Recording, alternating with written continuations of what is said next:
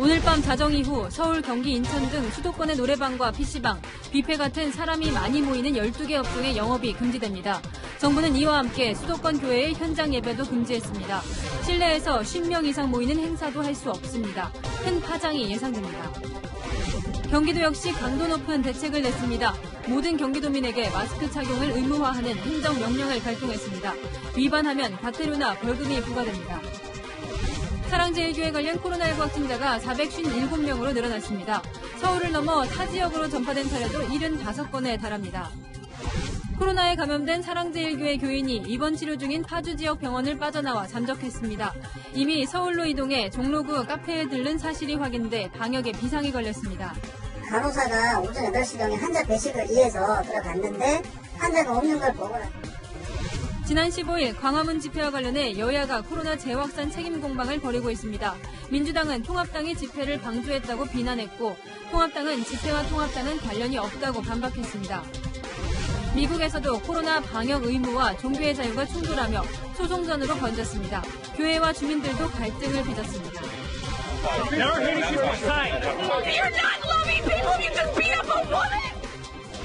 더불어민주당이 절대다수를 차지한 서울시의회가 전월세 보증금을 최대 4%까지만 올릴 수 있도록 하는 방안을 추진 중입니다. 단독 보도입니다.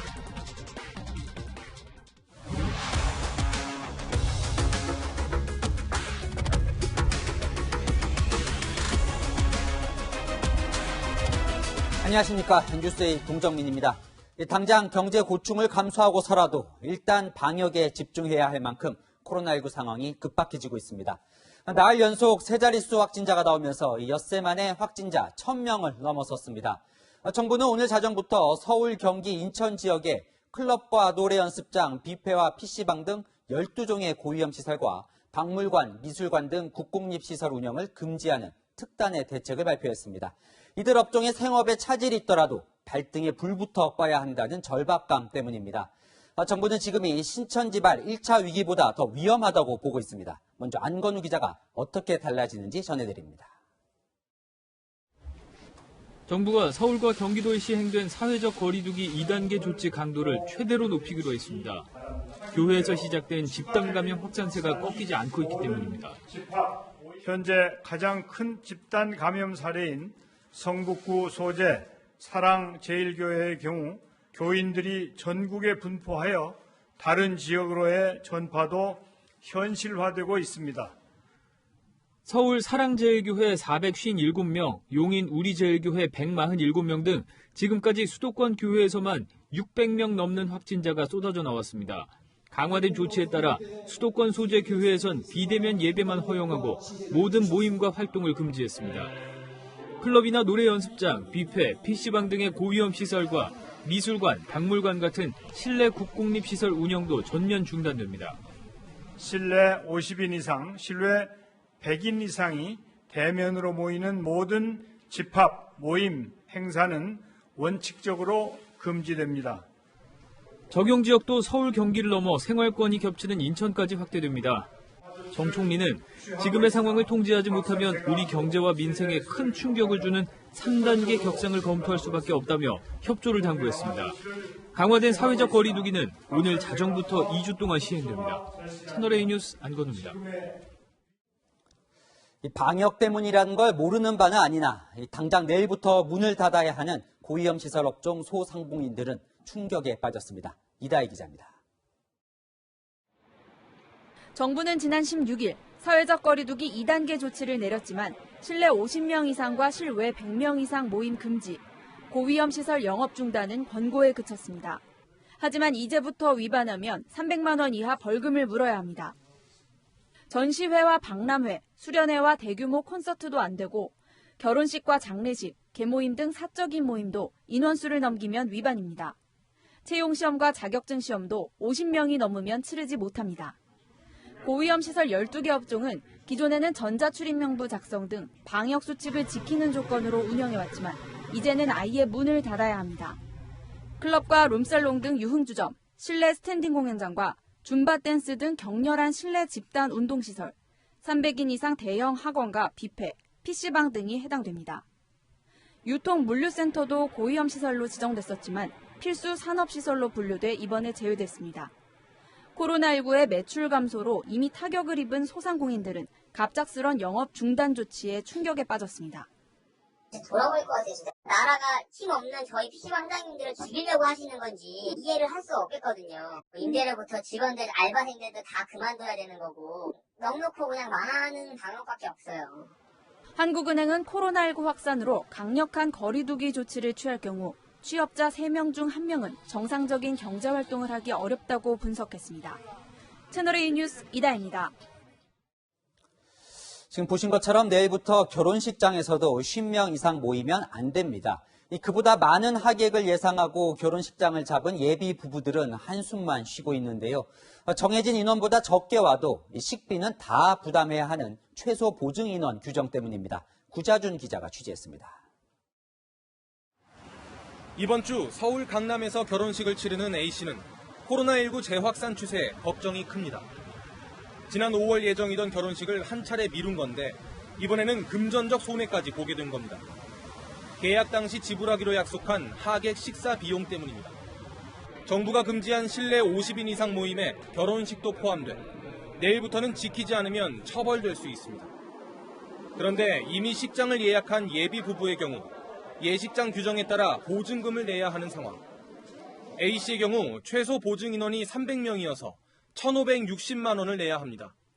그런데 정부 지침에 따라 하객이 50명밖에 오지 못하면 참석하지도 않는 250명의 식대를 고스란히 떠안게 되는 겁니다. 청첩장을 받는다고 해서 아무도 참석을 하지 않을 건데 제가 보증 인원인 300명에 대해 모두 다 돈을 지불해야 되는 거에 너무 이해가 가지 않고 오는 10월 결혼을 앞둔 B씨도 비슷한 손해를 봐야 하는 상황입니다. B씨는 갑작스런 정부 방침에 난감하다고 말합니다.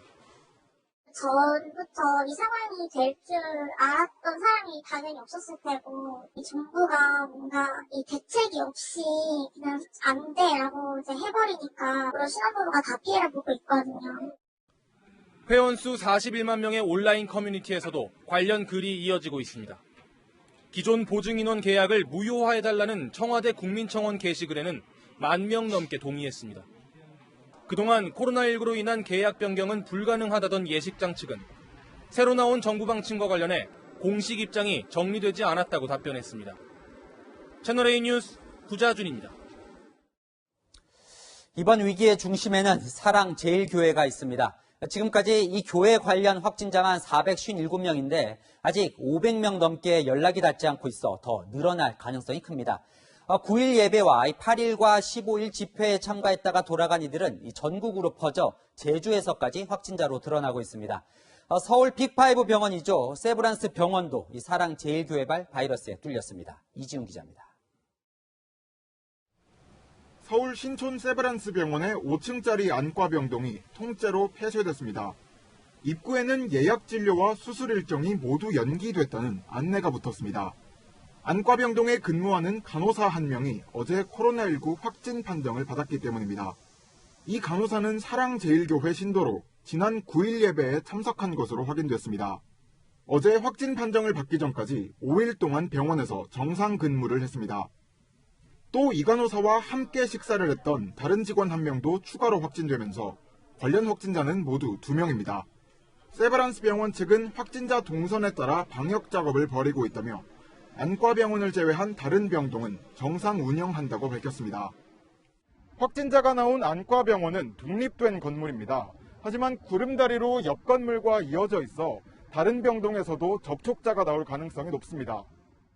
안과병동에는 하루 500명 이상의 외래 환자가 방문하는 데다 구내식당과 입원실을 다른 병동과 함께 사용한다는 점도 문제입니다.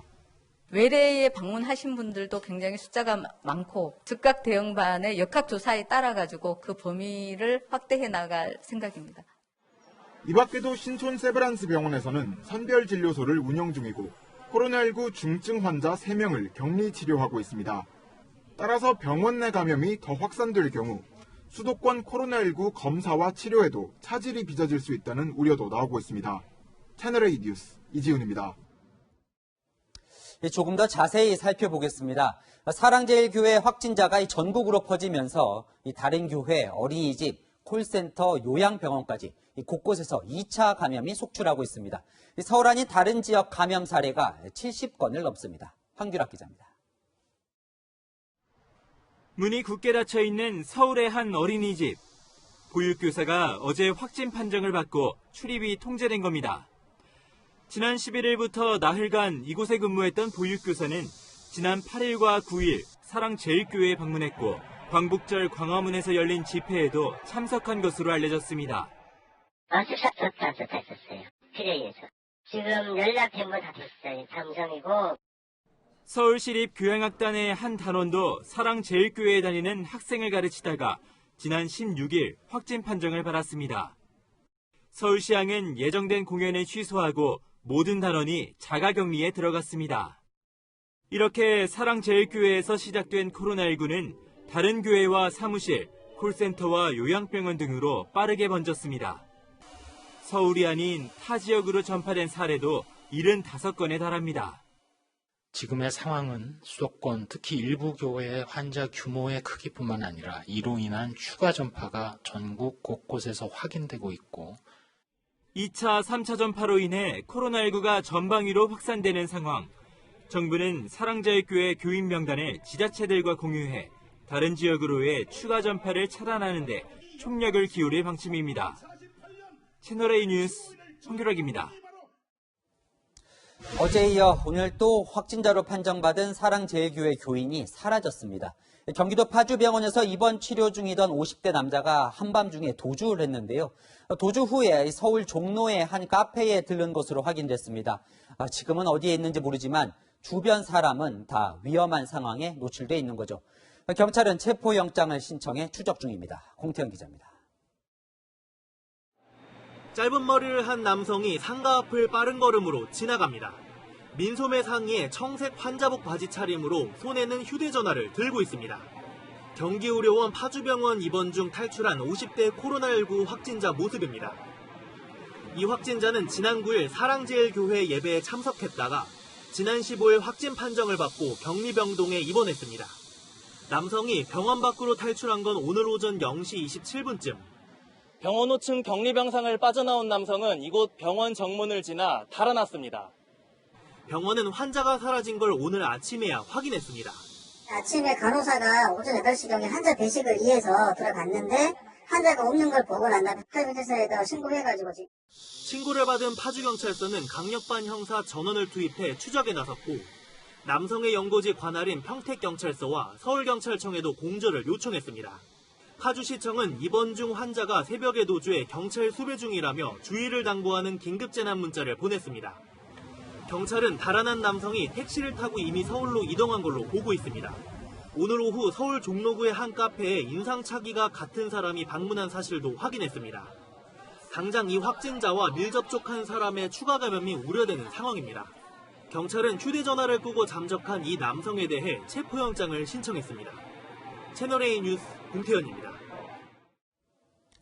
어제 확진 판정을 받은 전광훈 목사, 이 광화문 집회에 참석하기 전 이미 2차례나 자가격리를 통보받았던 것으로 알려졌습니다. 통보를 받고도 집회에 참석하면서 이 손맛 잡고 마이크 돌려 쓴 밀접 접촉자들이 감염 위험에 처해 있습니다. 박건영 기자입니다. 코로나19 확진 판정을 받은 전광훈 목사는 병원에 이송되기 직전에도 마스크를 턱에 걸친 채 통화를 했습니다. 전 목사의 부인과 비서 역할을 해온 전도사 등 교회 관계자 9명도 확진 판정을 받았습니다. 전 목사와 밀접 접촉자들이 확진 판정을 받으면서 지난 15일 집회 참가자의 추가 감염 우려도 커지고 있습니다. 당시 연단에 오른 전 목사는 마스크를 벗어 손목에 끼운 채 연설을 이어갔고 김경재 전 자유총연맹 총재는 마스크도 쓰지 않고 전 목사와 손을 잡았습니다. 전 목사가 들고 있던 마이크는 김 전 총재에 이어 강현재 변호사, 정치평론가 이봉규 씨 등도 들렸었습니다.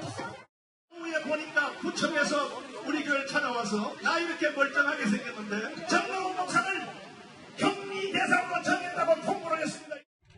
전 목사는 집회 참석 이후 자가격리 통지서를 받았다며 감염병 예방법을 어기지 않았다고 주장했지만 관할구청인 서울 성북구청의 설명은 다릅니다. 지난 12일과 15일 2차례에 걸쳐 자가격리 대상자임을 통보했다는 겁니다. 경찰은 확진 판정을 받은 전 목사를 다른 장소에서 조사할 수 있는지 보건당국과 협의하고 있습니다. 집회 주최자와 주요 관계자 4명도 곧 불러 조사할 방침입니다. 집회에서 경찰에 폭력을 행사한 혐의를 받는 참가자 2명은 오늘 구속영장 심사를 받았습니다. 아니요, 전혀 한 적 없습니다. 정 씨는 지난달 16일 국회 개원연설을 마치고 나오는 문 대통령을 향해 신발을 벗어던진 혐의로도 수사를 받고 있습니다. 채널A 뉴스 박권영입니다. 당시 광화문 집회에는 주최 측 추산으로 5만 명이 모였습니다. 지자체들이 집회 후 뿔뿔이 흩어진 이들을 추적 중인데 명단 제출조차 거부하고 있어 발만 동동 구르고 있습니다. 배유미 기자입니다. 버스들이 줄지어 도로에 서 있습니다. 광화문 집회에 참석하기 위해 전국 곳곳에서 모여든 겁니다. 사랑제일교회 방문자와 광화문 집회 참석자들을 중심으로 확진자가 속출하면서 전국 지자체들은 초비상입니다. 문제는 참석한 사람이 누군지 파악이 어렵다는 겁니다. 대구의 경우 1,000명 가까이 집회에 참석한 것으로 추산되는데 방역당국이 집회 관계자에게 참가자 명단을 요청했다 퇴짜를 맞았습니다.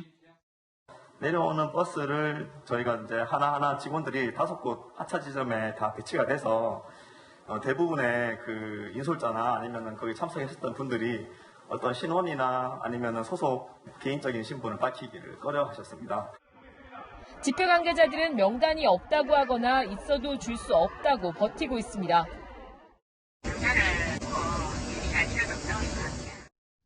사랑제일교회가 방역당국에 제출한 교인 명단도 논란입니다.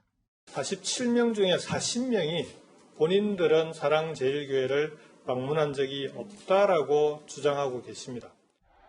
급기야 지자체들은 긴급 행정명령을 발동해 집회 참가자와 사랑제일교회 신도 찾기에 나섰습니다.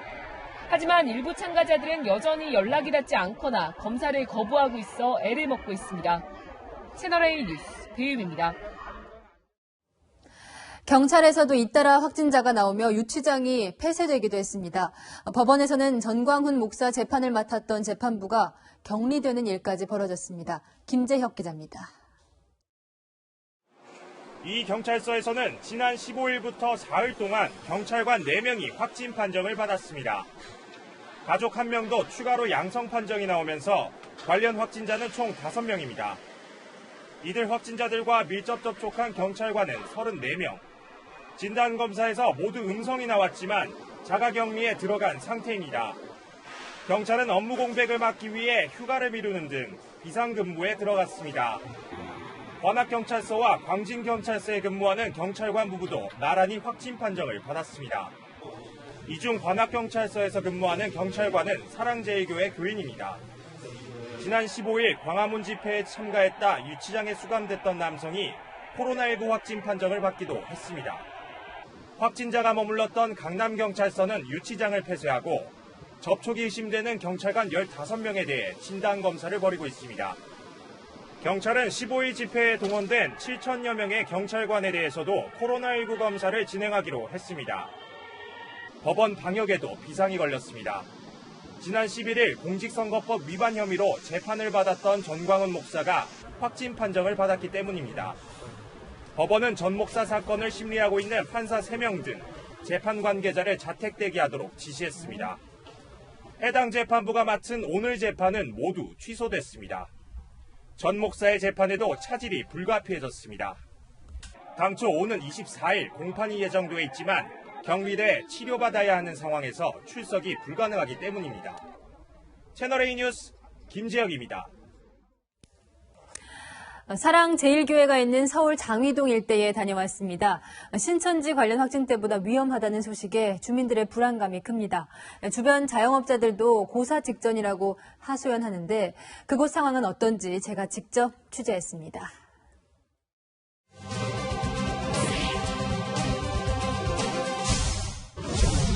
사랑제일교회 근처에 있는 성북구 보건소부터 가봤습니다. 얼마나 오셨어요? 3일 동안 지금 한 400~500명씩 있는 것 같아요. 지금 뭐 젊고 늙고 대중 없어요. 굉장히 많아요. 사랑제일교회가 있는 장위동 주민들은 걱정이 큽니다. 불안하진 않으신지 여쭤보려고. 불안해. 예, 아주 불안해. 동네 좀 소독 좀 해줬으면 좋겠어. 장위동에 산다는 이유로 사람 만나기 힘들다는 주민도 있습니다. 음식점 같은 것도 이제 못 가고. 동네 음식점 가기 좀 꺼려지세요? 그렇죠. 아무래도 친구들이 안 오겠죠, 이제 저희 지역에. 자영업자들은 더 힘듭니다. 이 음식점은 사랑제일교회를 안 받는다고 하다가 나중엔 아예 휴업을 했네요. 요즘은 손님 아예 없어요. 아예 사람들 아예 오질 않아요. 안 오세요? 아예 안 오세요. 이 동네 정말 전멸됐어요.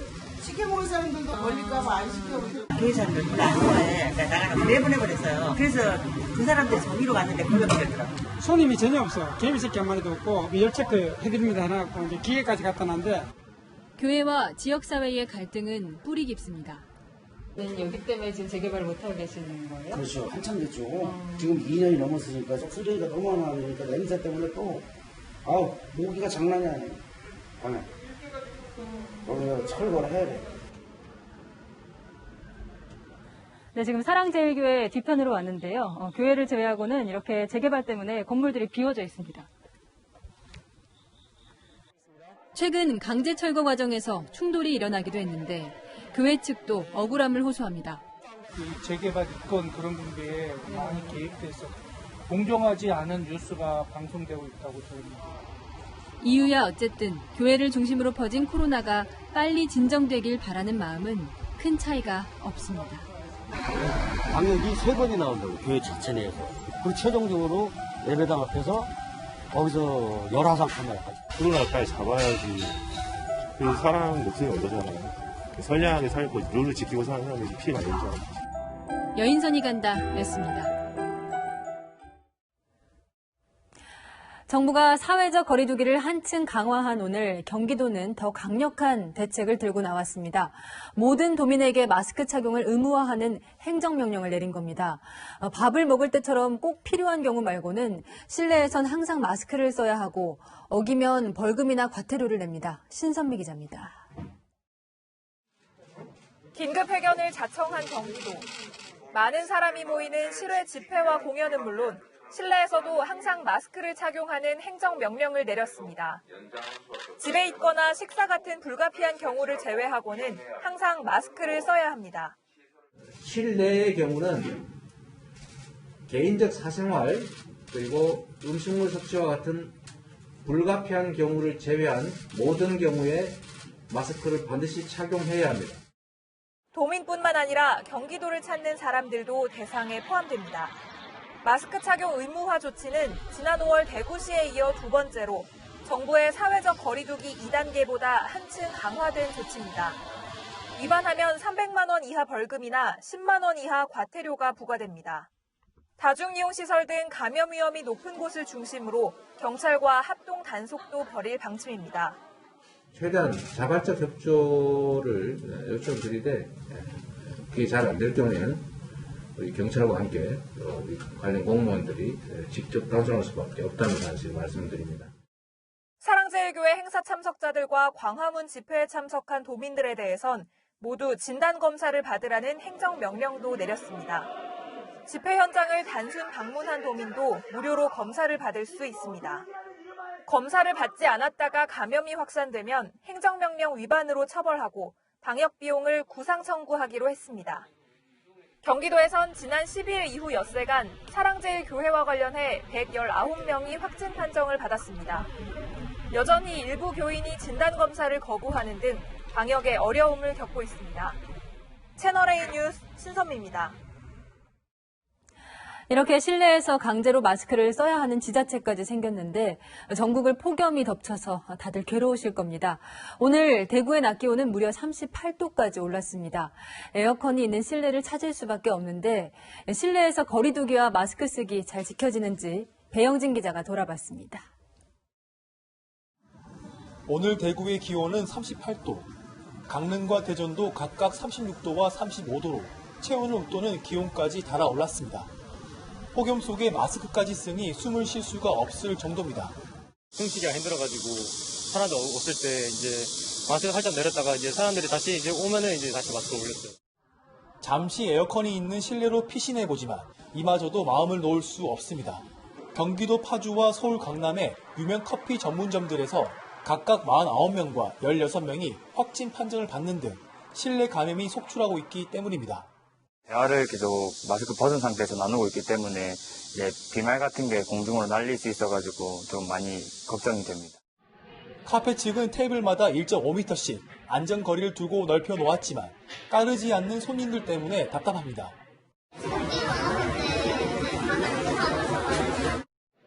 점심시간에 붐비는 냉면집을 찾아가 봤습니다.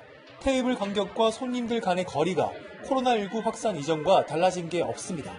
식사를 기다리는 중에 마스크를 쓴 사람도 많지 않습니다. 점심시간 붐비는 다른 식당도 별반 차이가 없는 상황.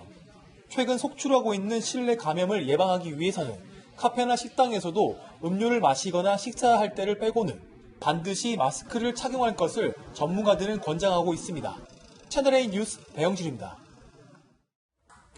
대중교통 이용할 때는 반드시 마스크 착용해야 하는 규정 이미 있습니다. 그런데 아직도 마스크 갈등이 벌어집니다. 마스크를 안 쓴다며 기사를 폭행하고 버스 안에서 난동을 부린 승객이 또 구속됐습니다. 남영주 기자입니다. 술에 취한 남성이 요금을 내지 않고 좌석에 앉습니다. 버스 기사가 돈을 내라고 하자 계산을 한 뒤 기사를 향해 욕을 하기 시작합니다. 마스크는 코 밑으로 내린 상태입니다.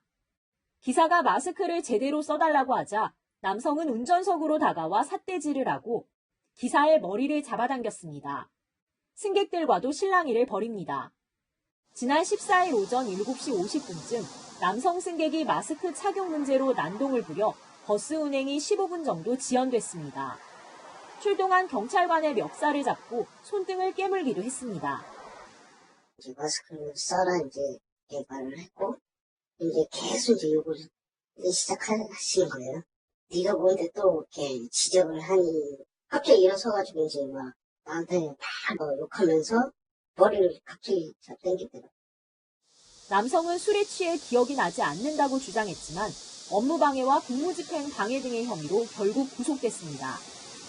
마스크 착용을 둘러싼 시비는 끊이지 않고 있습니다. 대중교통 이용 시 마스크 착용이 의무화된 5월 26일부터 지난 13일까지 관련 시비는 모두 320건. 절반가량은 폭행 시비였고 버스 안에서 가장 많이 일어났습니다.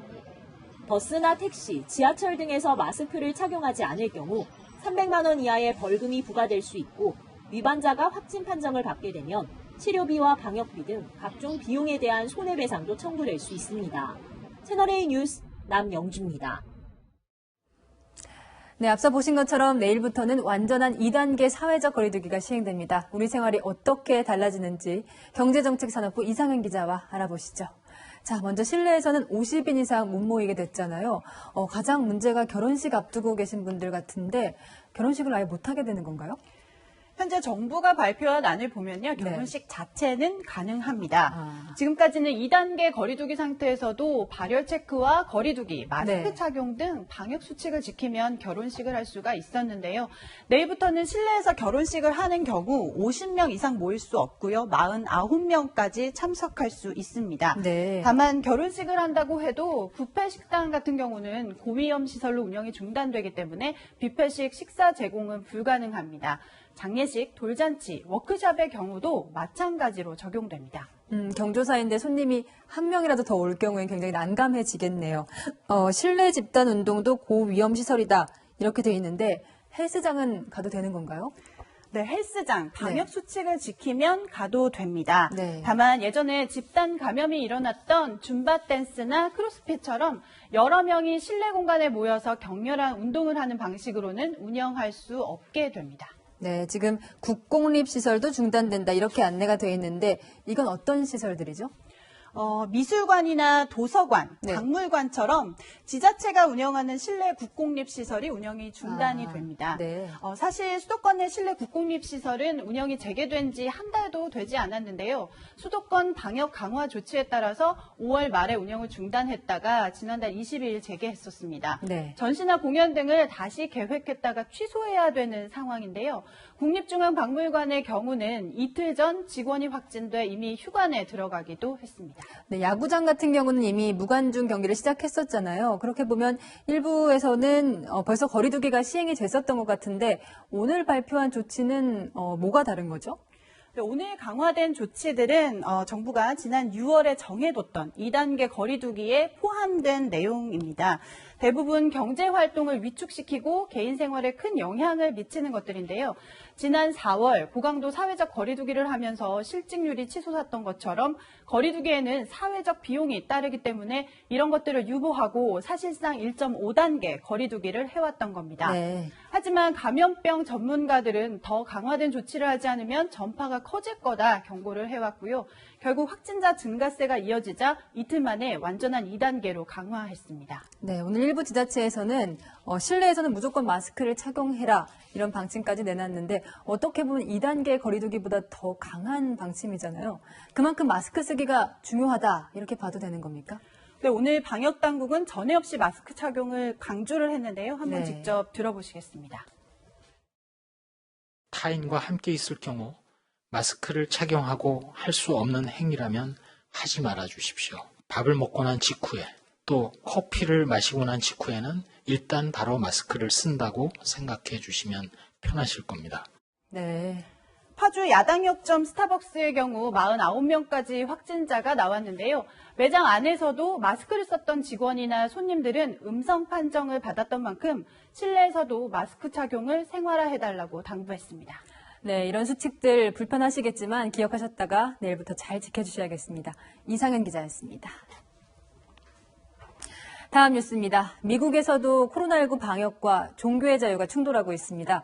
일부 주가 실내 예배를 금지하자 교회들이 반발하며 소송까지 하고 있습니다. 캘리포니아 윤수민 특파원입니다.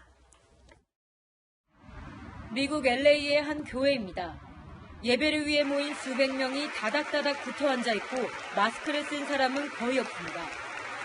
목사는 예배를 평화 시위라고 지칭합니다. I'm so happy to welcome you to the Grace Community Church Peaceful Protest. 캘리포니아주는 코로나19 감염 확산을 막기 위해 실내 예배 중단, 찬송가 찬양 금지 등의 명령을 내렸지만 교회들은 반발하고 있습니다. 한인교회는 헌법이 보장하는 종교의 자유를 침해한다며 소송을 제기했습니다. Member of a government official has dictated to the church how to worship, which is a violation of the First Amendment. 일부 지역에서는 마스크를 꼭 쓰고 거리 두기를 잘 지키면 실내 예배를 허용해주고 있는데요. 하지만 코로나19 재유행 속에 지역 주민들과의 마찰도 종종 벌어지고 있습니다. 주말에는 교회 앞에서 예배 반대 시위자들과 몸싸움까지 일어납니다.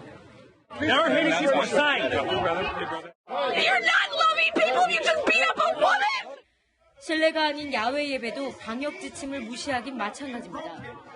많은 사람들이 모여 마스크 없이 찬송가를 부르는 모습이 야외 콘서트장을 방불케 할 정도입니다. 미국 각 지역마다 예배 금지에 대한 판결도 제각각이어서 방역과 종교의 자유를 놓고 혼선은 계속될 것으로 보입니다. 미국 캘리포니아에서 채널A 뉴스 윤수민입니다. 전 세계 코로나19 신규 확진자가 어제 가장 많이 발생했다는 소식 전해드렸습니다. 그런데 그 바이러스의 진원지로 지목된 우한에서 수영장 파티가 벌어졌습니다. 정다은 기자입니다. 물이 거의 보이지 않을 만큼 수영장을 빼곡하게 메운 수천 명의 인파. 마스크를 쓴 사람은 찾아볼 수 없습니다. 튜브도 들어갈 자리가 안 보일 정도입니다. 파티가 열린 곳은 코로나19 발원지로 지목된 중국 우한. 세계보건기구 WHO가 전 세계에서 하루 동안 30만 명 가까운 신규 확진자가 나왔다고 발표한 바로 그날입니다. 중국 후베이성에선 경제를 살리겠다며 입장료를 할인해주며 손님을 끌어모았습니다. 중국은 본토 신규 확진자가 0명이라며 코로나 청정국임을 강조하지만 바이러스로 고통받는 세계인의 시선은 좋을 리가 없습니다. 영국의 한 카지노, 딜러와 이용객 사이에 투명 칸막이가 등장했습니다. 침방울로 인한 바이러스 전파를 막기 위한 고육지책입니다. 영국은 현지 시간 16일부터 사회적 거리두기 준수를 조건으로 일부 시설의 영업을 재개했습니다. 의회 광장엔 수십 명의 수험생이 모였습니다. 코로나19 여파로 대입 수능 시험이 취소되자 교육당국과 학교들이 새로운 방식으로 학생들을 평가했는데 빈곤 지역 공립학교보다 사립학교 학생들이 유리한 점수를 받자 분노가 폭발한 겁니다. I saw so many of my friends, in tears about the results they got because they know they don't deserve those results. Their teachers know they don't deserve those results. So we don't believe it's right and we don't believe it's fair. 여론의 반발로 교육당국은 성적 발표를 없던 일로 했지만 수험생들은 혼란에 빠졌습니다. 채널A 뉴스 정다은입니다.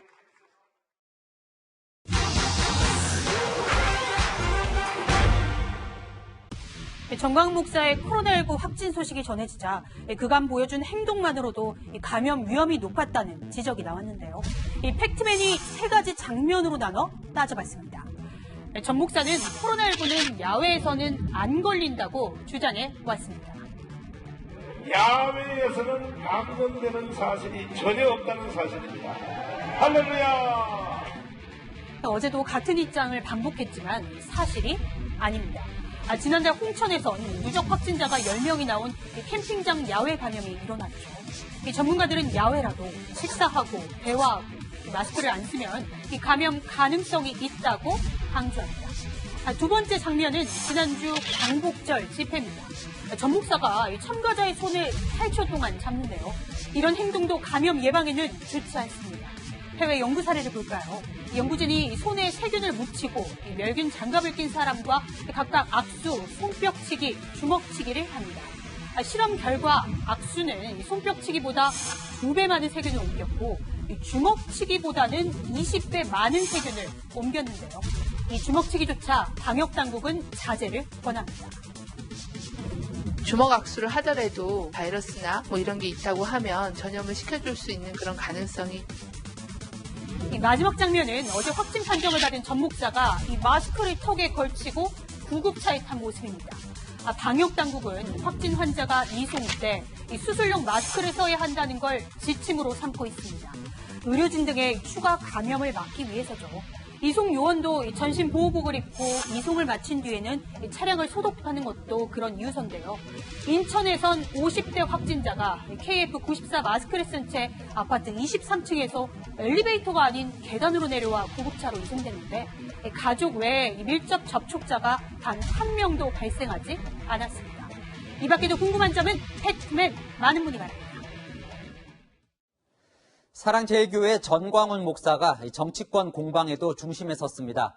제 뒤로 지난해 전 목사와 황교안 당시 미래통합당 대표가 함께 집회에 참석했을 때 모습이 보이는데요. 민주당은 이런 인연에서 확대해 전 목사가 참석한 이번 광화문 집회도 통합당이 방조한 책임이 있다며 사과하라고 공격했습니다.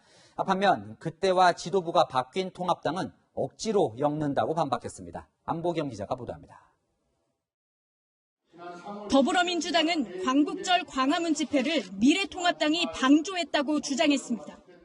8.15 집회에 참석하지 말라는 어떤 지침도 내리지 않았습니다. 방역을 위해 금지된 8.15 집회 강행을 사실상 방조한 것입니다. 전광훈 목사와 보수단체가 집회를 주최했고 일부 통합당 인사들이 참석했기 때문에 통합당이 방역 책임에서 자유로울 수 없다는 겁니다. 통합당에 사과도 요구했습니다. 국민의 안전과 생명을 위협하는 행위를 범한 미래통합당 몇몇 정치인들에 대한 통합당 차원의 대국민 사과가 있어야 할 것이고, 통합당은 민주당의 사과 요구에 황당하다며 반박했습니다. 아니 뭐를 사과해? 뭐를 사과? 우리가 주최했나? 그래 치면 그 박원순 전 시장 관련해서 공동장의위원장 이해찬 대표가 맡아서 거기에 사람들 모은 거는 훨씬 더 비판받아야 되는 거 아닌가요? 통합당을 전광훈 목사, 광화문 집회와 엮으려 한다면서 방역 문제와 정부를 질타하는 집회 메시지는 분리해서 봐야 한다고 강조했습니다. 문재인 정권에 대한 국정을 비판하기 위해서 나온 그 목소리를 그걸로서 희석시키려고 한다든지 물타기 하려고 하는 것은 나는 안 맞다고 봐요. 김종인 비대위원장은 민주당의 주장에 대해 굉장히 유치하다고 말했습니다. 채널A 뉴스 안보겸입니다. 또 문재인 대통령과 김종인 비대위원장의 회담을 두고 청와대와 미래통합당도 힘겨루기를 하고 있습니다. 청와대는 오늘 단독 회담도 가능하다는 뜻을 내비쳤지만 통합당은 그마저도 부정적인 태도를 보였습니다. 강재 기자입니다. 대통령의 당대표 초청 의사를 밝혔습니다. 그러나 미래통합당은 어제 21일로 제안했던 일정이 불가함을 밝혀왔습니다. 빈말로 지나가듯이 언저리에 던져놓고 마치 저희가 거부해서 성사가 안 된 것처럼 떠넘기고 있습니다. 대통령과 여야 대표 회담 제안을 둘러싼 힘겨루기는 오늘도 계속됐습니다. 통합당은 최재성 정무수석이 대통령이 밥을 같이 먹었으면 한다며 지나가는 말로 했을 뿐이라고 회담 제의의 진정성을 문제 삼았습니다. 오직 답답하면은 자꾸 이슈를 만들어서 엉뚱한 짓을 하려고 얘기를 하고 있습니다. 김 위원장이 문 대통령과 단독 회담 용의가 있다는 식으로 한 언론이 보도하자 최 수석은 대통령과의 1대1 회담도 검토할 수 있다고 언급했습니다. 하지만 김 위원장은 선을 그었습니다. 만난다는 게 무슨 의미가 있겠어요? 청와대에서 일방적으로 하는 얘기에 대해서 내가 관심이 없어요. 한때 동지였지만 2017년 대선을 앞두고 등을 돌렸던 문 대통령과 김 위원장은 서로를 향한 불편한 감정을 드러내기도 했습니다. 김종인 대표님 방식은 더불어민주당이 추구하는 어떤 정당 정치 이런 쪽하고는 잘 맞지 않는 것이죠. 김 위원장은 회고록에서 문 대통령에 대해 뚜렷한 정치적 비전이나 소신이 없어 보인다고 혹평한 바 있습니다. 채널A 뉴스 강지입니다. 전세나 월세를 최대 5%까지만 올릴 수 있는 임대차 3법이 시행이 됐죠. 그런데 서울시의회가 한 발 더 나아가 인상률 상한선을 4%로 낮추는 방안을 유력하게 검토하고 있습니다. 이 서울시의회도 민주당이 다수라 단독으로 조례안을 처리할 수 있습니다. 강병규 기자의 단독 보도입니다. 서울시의회가 조례를 통해 전월세 계약 갱신 시 보증금 인상률을 최대 4%로 제한하는 방안을 유력하게 검토 중입니다. 5억 원 아파트 전세 계약을 맺고 2년 뒤 계약 갱신을 할 때 집주인은 최대 2천만 원까지만 올릴 수 있게 되는 겁니다. 7월 임시국회에서 통과된 주택임대차보호법 개정안은 전월세 인상률 상한을 5%로 제한하고 있지만 시도 사정에 따라 5% 이내에서 상한을 정할 수 있도록 지자체에 위임하고 있습니다.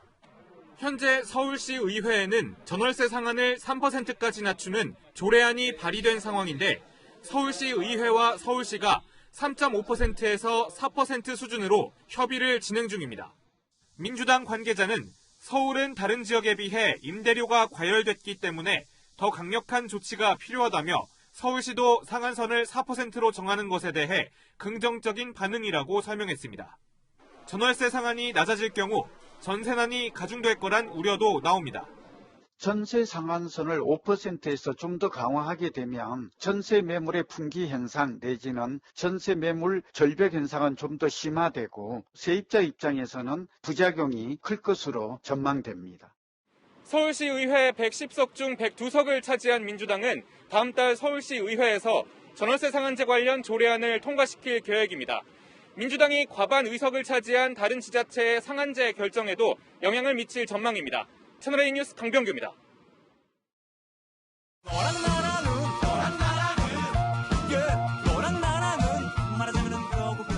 여랑야랑 시작합니다. 정치부 이동은 기자 나와 있습니다. 네. 첫 번째 드려보겠습니다. 대통령이 궁금한 미래, 네. 저도 궁금하네요. 뭘까요? 요즘 많은 사람들이 부동산 전망 궁금해하는데요. 네. 문 대통령도 마찬가지였나 봅니다. 오늘 현장 행보를 하다가요. 이렇게 속내를 드러냈습니다.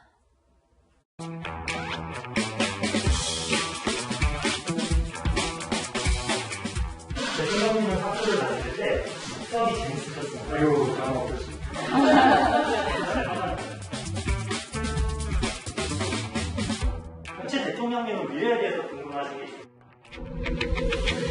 지금 질문한 미래의 부동산.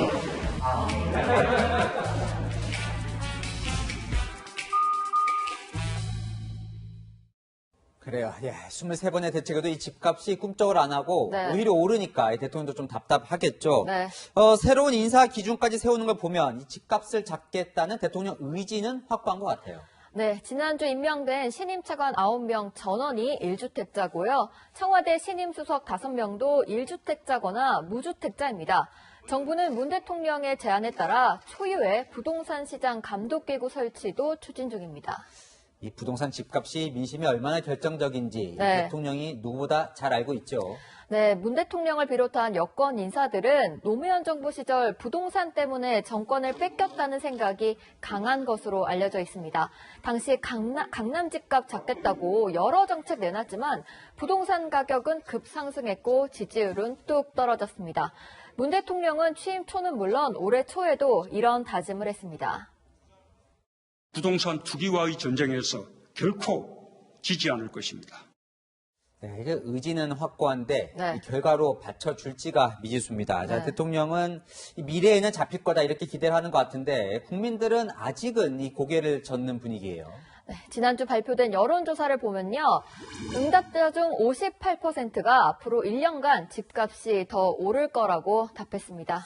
네, 다음 주제 보겠습니다. 네. 자, 울림 없는 외침. 네. 조홍천 민주당 의원이 어제 작심한 듯 이 네. 당에 쓴소리를 했는데 울림이 없나 보죠.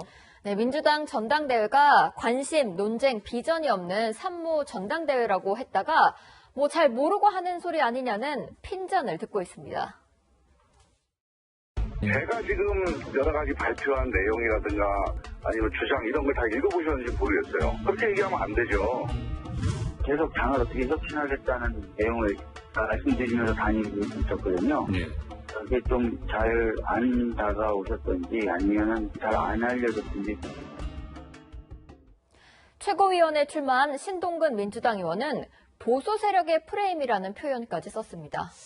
그 조 의원 발언이 이제 지지율이 하락하다 보니까 이 네. 당내 위기감이 반영된 거 아니냐 이런 해석도 있었는데 뭐 아닌가 보네요. 네, 민주당 당원 게시판을 한번 봤는데요. 네.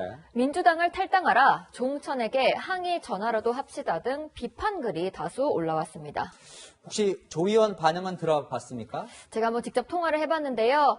잔잔한 연못에 돌 하나 던졌을 때 물결이 일어나고 파도가 되면 좋겠다면서 더 다양한 의견들이 분출되길 기대한다고 말했습니다. 초선 의원 한두 명이 거들 법도 한데 82명의 민주당 초선 의원들 입을 꼭 다물고 있습니다. 네, 함께 쓴소리를 하던 이 금태섭, 김혜영 전 의원이 21대 국회 입성에 실패하면서 이 조 의원이 조금 더 외로워진 것 같습니다. 지금까지 여랑야랑이었습니다. 2016년 우리 국회에서는 북한 인권법이 통과됐습니다. 정부는 통일이 된 후 가해자들에게 죄를 묻겠다며 북한의 인권 침해 실태를 기록해두고 있습니다. 법무부가 작성한 가해자 블랙리스트는 1,500여 건, 인상착의를 그린 몽타주가 7건입니다. 박수유 기자가 알아봤습니다. 자유를 찾아 국경을 건넜다 강제로 다시 북한에 끌려간 사람들. 보위부원들은 여성들을 성폭행하고 강제로 낙태까지 시킵니다. 정치범 수용소에선 구타와 폭행은 일상이고 처형당할까 늘 두려움에 떨어야 했습니다. 탈북민 이영주 씨는 중국에서 강제 북송된 뒤 3년간 전거리 교화소에 수감됐습니다. 짐승보다 못한 삶을 살았고 10여 년이 지난 지금도 악몽에 밤잠을 설칩니다. 때리고 비인간적으로 대하고 막 짐승처럼 대하고 그런 사람들한테는 반드시 죄를 묻고 싶은 생각이 들 적을 항상 기억하는 사람들이 있어요. 정부는 북한인권법 통과 이후 2017년부터 탈북자 설문조사를 바탕으로 인권 침해 실태를 샅샅이 기록하고 있습니다. 통일 후 가해자들을 형사처벌하고 배상받을 근거 마련을 위해서입니다. 법무부가 현재까지 작성한 가해자 블랙리스트는 모두 1,476건. 인상착의를 그린 몽타주는 지금까지 모두 7건이 작성됐습니다. 독일 통일 전 서독이 중앙범죄기록소를 설치해 동독이 저지른 4만 3천 건의 범죄 기록을 토대로 인권 유린자를 처벌한 걸 본뜬 겁니다. 북한 이제 인권 문제에 있어가지고는 저는 반인륜 범죄라고 생각합니다. 공소시효가 따로 없고 계속해서 이제 기록을 하고 또한 이제 처벌이 이제 돼야 된다고 생각합니다. 통일부는 탈북자들의 생생한 증언을 담은 북한 인권 실태 보고서도 매년 만들고 있습니다. 하지만 지난 2018년 국가안전보장에 손해를 끼칠 우려가 있다며 3급 비밀 문서로 지정해 외부 공개를 안고 있습니다. 채널A 뉴스 박수희입니다. 조 바이든 전 부통령을 대통령 후보로 공식 지명하기 위한 민주당 전당대회가 시작됐습니다. 남의 잔칫날엔 보통 비난을 자제하는데 트럼프 대통령은 공격에 나섰습니다. 워싱턴 김정한 특파원입니다. 코로나19 영향으로 온라인으로 진행된 민주당 전당대회 첫날. 스타급 연사들이 총출동해 바이든 지지를 호소했습니다. And he is going to channel that same grit and passion to pick us all up, to help us heal. Current federal government is dysfunctional and incompetent. It couldn't fight off the virus. In fact, it didn't even see it coming. 공화당 인사들조차 트럼프 대통령과의 또 다른 4년은 끔찍하다며 바이든 지지에 가세했습니다. I'm a lifelong Republican, but that attachment holds second place to my responsibility to my country. 트럼프 대통령은 지지율 초박빙 지역을 찾아 말폭탄으로 막부를 놨습니다. 대통령의 권위를 상징하는 에어포스 원을 배경으로 바이든을 향해 급진 좌파의 꼭두각시라고 몰아붙였습니다. 그러면서 자신이 선거에서 질 일은 절대 없을 것이라며 자신감을 보였습니다. The only way we're going to lose this election is if the election is rigged. Remember that. It's the only way we're going to lose this election. So we have to be very careful. 아직은 바이든이 앞선다는 여론조사가 많지만 트럼프가 경합주에서 1%포인트 격차로 따라붙었다는 조사도 나왔습니다. 첫 흑인 여성 부통령 카드에 보수층이 결집에 나선 모양새입니다. 하지만 코로나19 재확산 속에 대선 관심도가 예년만 못할 것이라는 전망도 나옵니다. 이번 대선은 비호감 트럼프 대 무매력의 바이든 간 대결이라는 이 쓴소리도 나옵니다. 그만큼 미 정치권을 바라보는 유권자들의 희망보다는 실망이 더 크다는 방증일 수 있습니다. 워싱턴에서 채널A 뉴스 김정한입니다. 시진핑 주석의 한마디에 중국에서 먹방이 퇴출되고 반쪽짜리 상품이 출시됐습니다. 잔반 줄이기 운동입니다. 몸무게에 따라 음식량을 권하고 종업원의 평가 점수를 감점해서 과하다는 불만도 나옵니다. 베이징 성혜란 특파원입니다. 好，你们几位呢？我们一共5个人。好，你们5个人后，我建议你们点4个菜，为了不浪费的话。 식당을 찾은 손님보다 한 명 적게 음식을 시키는 중국의 이른바 N-1 캠페인입니다. 배달 어플리케이션과 오프라인 식당에도 각종 2분의 1인분 상품들이 출시됐고 음식 주문을 돕는 신종 직업까지 생겨 절약해서 주문하는 방법을 권합니다. 说你要是点5、6个菜，但是我觉得我这边就是有点浪费，就是都吃不完。 중국에선 이렇게 빈 그릇을 인증하는 어플리케이션까지 등장을 했습니다. 밥을 다 먹고 나서 이렇게 사진을 찍어서 올리면 포인트로 누적돼서 나중에 사은품으로 바꿀 수 있습니다. 중국에서 잔반 줄이기 운동이 시작된 건 시진핑 중국 국가주석의 한마디 때문이었습니다. 他指出，餐饮浪费现象触目惊心，令人痛心。 在全社会营造浪费可耻、节约为荣的氛围。 이후 중국 SNS에서 인기를 끌었던 각종 먹방 영상들도 삭제되거나 계정이 중단됐습니다. 심지어 후난성의 한 식당에선 출입구에 체중계를 비치해 몸무게에 맞춰 반찬을 권하는 웃지 못할 일까지 벌어져 논란이 일었습니다. 我们认为也是对消费者一个负责，那个也是不太好的。你马上下午我们就可以把它改进一下。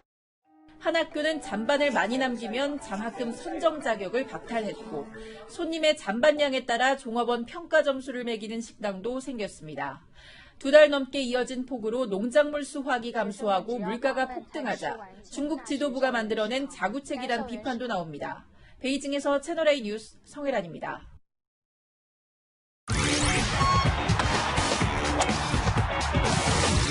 프로야구가 오늘부터 2연전 체제에 돌입합니다. 때마침 찾아온 폭염 속에 선수들의 이동 거리가 더 늘어나게 됐는데요.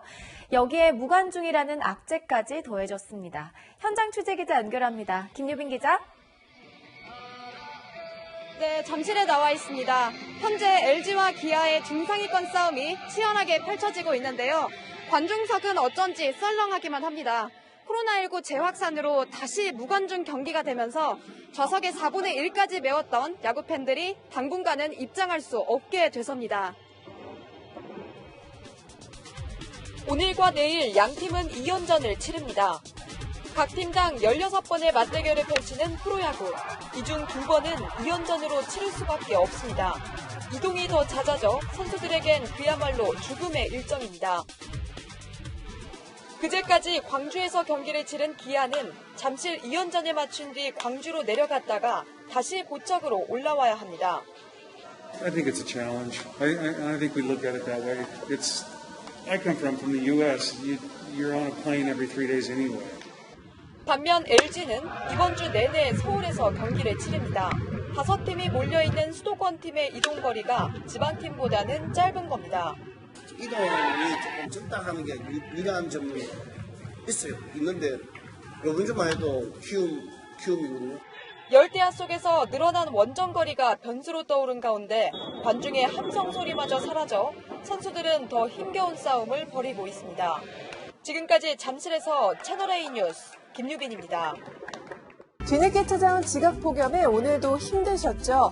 작년에는 서울의 폭염 경보가 7월 5일에 내려졌었는데요. 올해는 어제 발효되면서 작년보다도 폭염이 무려 40여일 미뤄진 겁니다. 늦어진 만큼 열기는 빠르게 쌓여가면서 전국 대부분 지역에 폭염 경보가 발효 중이고요. 내일은 경북 경산이 39도까지 치솟는 등 오늘보다 더 더워지겠습니다. 자외선 지수도 매우 높은 단계 보일 텐데요. 온열 질환자가 급증하는 시기입니다. 갈증이 나지 않더라도 수분 섭취 규칙적으로 해주시고요. 각자의 건강 상태를 잘 살피면서 활동 강도를 조절하는 것도 중요합니다.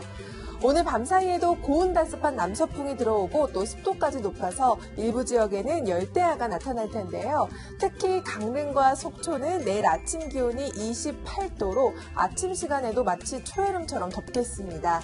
당분간 심한 무더위는 계속되겠고요. 다음 주 초반에는 수도권과 영서 지역을 중심으로 비가 한 차례 지나겠습니다. 날씨였습니다. 세계 순위 2위. 올해 초까지만 해도 한국의 코로나19 확산 속도는 이렇게 정말 빨랐습니다. 반년이 지난 지금은 어떨까요? 77위. 뒤로 훌쩍 물러났죠. OECD는 올해 한국의 경제 성장률이 37개 회원국 중 가장 높을 거라고도 예상했습니다. 이렇게 방역과 경제 두 마리 토끼를 잡았다고 자평할 뻔한 한국. 하지만 지금 코로나 대유행의 위기에 놓였습니다. 한국은행이 오늘 코로나 대유행으로 경제가 봉쇄되면 이 3명 중 1명은 실직 위험이 있다고 경고했습니다. 특히 재택근무가 어렵고 대체 인력이 많은 취약계층의 일자리부터 타격을 받을 거라고 우려했습니다. 일부 교회를 중심으로 방역의 구멍이 뻥 뚫리면서 당장 12개 업종 영업이 중단됩니다. 일각의 독단적 행위가 우리 이웃, 특히 취약계층의 생명과 생계를 위협하고 있습니다. 내일도 뉴스입니다.